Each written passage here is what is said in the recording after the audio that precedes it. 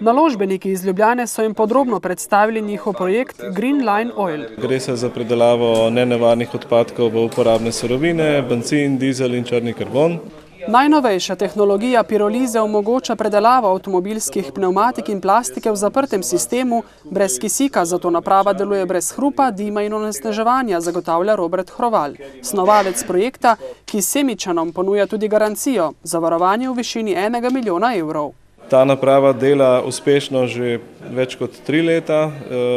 V glavnem so jo pokupili v Dubaju in v Južni Koreji. Odlično dela, vsi so zadovoljni, jaz pa kot Slovenc bi rad pač to napravo postavil tukaj.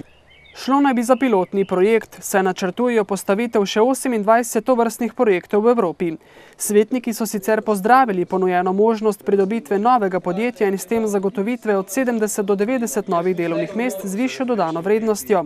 Vendar so imeli veliko pomislekov o okoljski sprejemljivosti te proizvodnje, zato so sklenili, da se bodo ponovno sestali in okoljsko poročilo Radovana Tavzesa, konzultanta naložbenika, predelali skupaj z dr. Grilcem, poznavalcem postopka pirolize in njihovim rojakom dr. Dušanom Plutom. Da se nekako sami pri sebi pomirimo, da resnično v tem poročilu ni ničesar, kar bi bilo nesprejemljivo za naše okolje.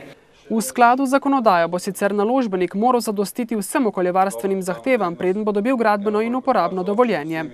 Tako da je zame to že neka dovolj velika varovalka, da ne sprejemamo med sebe nekega podjetja, ki bi pomenilo neko ekološko katastrofo. Trenutno delamo za prvi projekt še v Avstriji, kjer ni nobenih težav, pa je zelo striktna zakonodaja.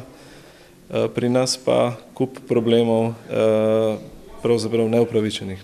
Če bodo semiški občinski svetniki nasprotovali gradnji, se bomo projekta lotili le v tujini, pravi Hroval.